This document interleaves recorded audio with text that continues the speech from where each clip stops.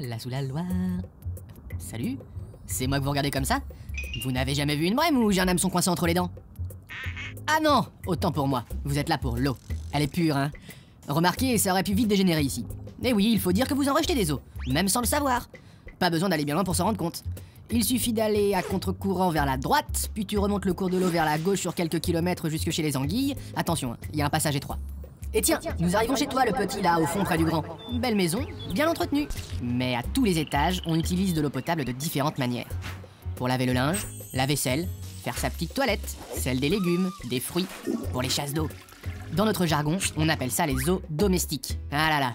Eh bien, avec tous ces petits gestes, vous produisez des eaux usées, sales et polluées. Mais vous n'êtes pas les seuls. Certaines usines rejettent elles aussi des eaux polluées. Les eaux industrielles. Vous connaissez? Ce sont les eaux qu'utilisent les entreprises pour travailler. Lavage, rinçage, refroidissement. La pluie aussi en ruisselant peut être polluée par les pots d'échappement des voitures, par le sable des routes, et finir sa course dans les égouts. Les eaux des maisons, des usines, doivent donc être traitées dans les stations d'épuration avant de venir se déverser dans notre magnifique fleuve. Sinon, ce serait une catastrophe naturellement. L'agglomération de Tours compte 16 stations d'épuration qui fonctionnent 24 heures sur 24. Plus de 80 personnes, mécaniciens, électromécaniciens, agents d'entretien, agents de maîtrise, ingénieurs, laborantines, travaillent ensemble à Tours Plus afin de bien faire fonctionner les réseaux et les stations. Et devinez qui a la plus grande capacité de traitement? C'est la station d'épuration des eaux usées. Oh, pas vous les mulets, c'est trop facile. Vous ne voyez pas que je m'adresse à ces jeunes gens? Allez, suivez-moi.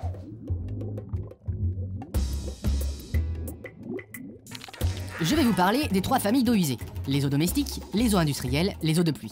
Voyons d'abord ce qui leur arrive avant d'être rejetées dans la Loire. Ces eaux passent par un réseau de collecte qu'on appelle séparatif, parce qu'ils récupèrent et transportent séparément les eaux de pluie et les autres eaux usées. D'un côté, les eaux de pluie, elles passent par les caniveaux. Au cours de leur voyage, dans un réseau qui les emmène vers la Loire, elles sont débarrassées du sable avant d'être rejetées dans le fleuve. De l'autre côté, les eaux usées, domestiques et industrielles sont collectées ensemble pour être traitées à la station d'épuration. Tous ces réseaux sont dissimulés sous les routes. Petite info pour les fans de maths, car il me semble en voir parmi vous. Il existe 370 km de réseau rien que sous la ville de Tours, et près de 1300 km pour toute son agglomération. C'est la distance d'ici au sud de l'Espagne. C'est souvent la pente du terrain qui permet l'écoulement de ces eaux vers la station située plus bas. Pour les plus scientifiques d'entre vous, ça s'appelle l'écoulement gravitaire. Mais la pente n'est pas toujours suffisante. Alors, des postes de relevage sont là pour élever l'eau assez haut pour qu'elle puisse redescendre vers la station. Et ça arrive souvent. L'agglomération de Tours compte plus de 200 postes de relevage. Nous trouvons tellement de choses dans les eaux usées. Du papier, des matières plastiques, des matières en décomposition, des débris végétaux, dégoûtants. Heureusement, les pré-traitements permettent d'éliminer les déchets grossiers. Le dégrillage tout d'abord. Démonstration. Des déchets bénévoles ont bien voulu se prêter à cette expérience. On les applaudit s'il vous plaît. Allez, j'entends rien. Vous êtes coincé de la nageoire ou quoi? Bon, laissez tomber. Donc, voici le principe. Les eaux usées vont traverser une série de grilles dont les barreaux se resserrent. Dans ces eaux usées, nous avons un déchet massif, solide, au sourire ravageur. Et il est accompagné de déchets plus petits, qui semblent drôlement impressionnés d'ailleurs. C'est votre première fois devant une caméra? Ou c'est le grand costaud à côté qui vous fait peur? Bref, tout le monde à l'eau. Mais quel plongeon! Le plus gros déchet a pris une avance tactique importante. Mais que vois-je? Quel retournement! Il est bloqué par la première grille! Ça y est, les petits déchets viennent de le dépasser et narguent leur imposant concurrent délicate posture. Mais ce n'est pas possible! Quelle ironie du sort! C'est au tour des petits déchets de se voir bloquer le passage. Quelle démonstration, mes amis, et que de rebondissements! Le dégrillage a encore sévi et retient à présent tous les déchets solides, des plus gros aux plus petits. Mais rassurez-vous, ils ne vont pas rester longtemps ainsi. Une navette est déjà sur le chemin pour les conduire en centre d'enfouissement des déchets. Ah, mais voici nos 2 prochains cobayes. Ils sont déjà sur place pour l'étape du dessablage et du dégraissage. Inutile de vous présenter le sable. Quelle technique pour se rouler vers l'eau. Ah, mais il coule. Et oui, plus lourd que l'eau, il coule irrémédiablement vers le fond. Oh mais attendez. Mais oui, c'est la matière graisseuse qui, n'écoutant que son courage, bouge sa graisse pour venir au secours de notre ami en détresse. Elle plonge et tente d'aller vers le fond. Elle va y arriver. Mais les bulles d'air injectées dans le bassin font remonter les matières graisseuses à la surface. Fin de partie pour nos 2 amis. Là, le pont racleur entre en piste pour écrémer les graisses en surface et récupérer le sable qui sera pompé au fond du bassin. A plus les gars! Ils sont partis? Les graisses vont être décomposées tandis que le sable sera lavé et réutilisé dans des travaux. Et voici une nouvelle invitée surprise. Salut abeille! Salut la brème. Comment va la reine? C'est pas vrai. Oh, arrête. Ah pardon, vous vous impatientez. Pardon? Que dis-tu jeune homme? Quel est le rôle d'une petite abeille dans le traitement des eaux? Eh bien sachez que c'est elle qui a inspiré l'étape que je vais vous présenter maintenant. Le traitement primaire.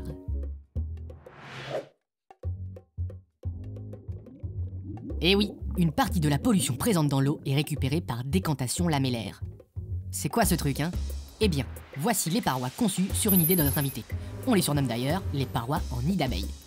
L'eau qui arrive dans ce bassin traverse ces parois, mais pas les particules, celles que l'on appelle les matières en suspension, plus connues sous leur petit nom, les MES, que voici. Hein? Ah quand même! Toujours en retard toi, hein? Allez. Les MES sont bloqués par les parois et retombent au fond du bassin. Attention là, oula.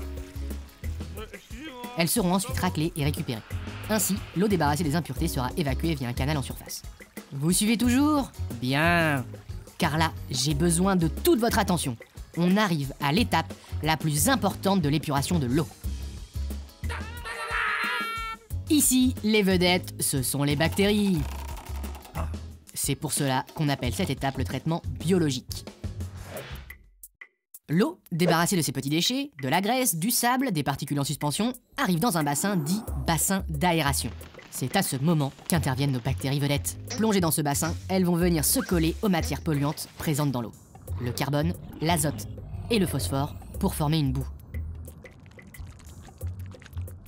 On appelle ça le floc. Des bulles d'air sont alors injectées dans l'eau pour aider les bactéries à respirer et à se développer. Car plus il y aura de bactéries, plus elles pourront récupérer de pollution. L'eau et les boues, le floc, vont ensuite traverser le dégazeur. Objectif, éliminer l'air. Les boues présentes dans l'eau sont ensuite mises à décanter. Autrement dit, on attend qu'elles se déposent au fond du bassin, où elles seront raclées et récupérées. Allez, ça coupe. Ah bah c'est pas trop tôt. La lumière, ça a été? Ah, c'était bien là, côté. Pas vous les mulets! Nous arrivons enfin à l'ultime étape de dépollution de l'eau. C'est un processus de type physico-chimique évidemment. Non, sans rien. Ce processus débarrasse l'eau des dernières particules indésirables avant d'être rejetée dans la Loire. Comment? En ajoutant à l'eau des polymères et du chlorure ferrique brassés par des pales.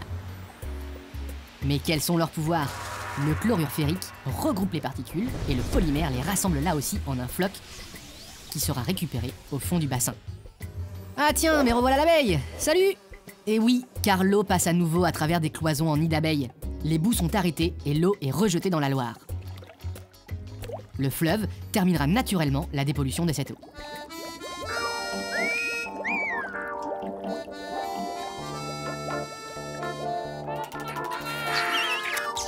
Et on en fait quoi de ces boues maintenant?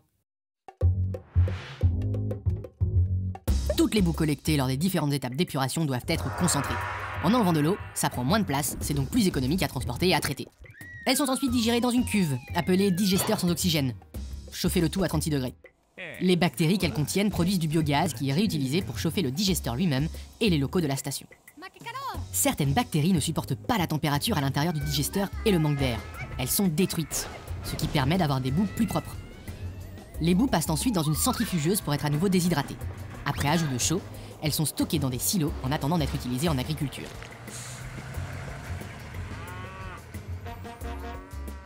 En effet, les boues stockées contiennent du phosphore, de l'azote et de la chaux. Ce sont des éléments essentiels à la croissance des plantes et au sol.